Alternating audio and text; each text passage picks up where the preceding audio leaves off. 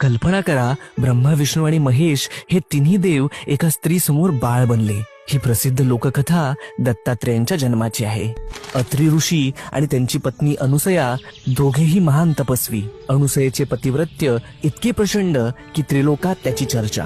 एकदा नारद मुनींनी त्रिलोकी फिरत असताना देवलोकांमध्ये अनुसयेच्या पतिव्रत्याची खूप स्तुती केली. ती स्तुती ऐकून देवी सरस्वती, लक्ष्मी आणि पार्वती यांना मत्सर वाटू लागला.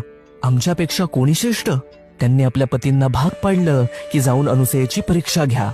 ब्रह्मा, विष्णू आणि शिव साधू वेशात अत्री आश्रमात आले. साधूंनी अनुसयेला म्हटलं, आम्हाला भूक लागली आहे, पण एक अट, तुम्ही निर्वस्त्र होऊन आम्हाला अन्नदान करा. यांची अपेक्षा मान्य करावी तर आपल्या पातिव्रत्य धर्माला बाधक होईल, आणि जर ती अमान्य करावी तर भुकेले अतिथी घरातून निघून जातील. करावे तरी काय? तेव्हा तिने कमंडलूतील गंगोदक घेतले आणि त्या तिन्ही अतिथींवर सिंचन केले, आणि अद्भुत, त्या क्षणी त्रिमूर्ती लहान बाळ झाले. अनुसयेने त्यांना आईप्रमाणे कुशीत घेतलं, स्तनपान करवलं आणि पाण्यात झोपवलं. बराच काळ तीनही देव परत न आल्यामुळे तीनही देवी चिंतित झाल्या. झालेला सर्व प्रकार समजताच त्रिदेवी घाबरून धावत आल्या. अनुसयेने दयाळूपणाने सर्वांना मूळ रूप दिलं आणि त्यावर प्रसन्न होऊन त्रिमूर्तींनी वरदान दिलं, अनुसया, आम्ही तिघेही पुत्र म्हणून तुला प्राप्त होऊ.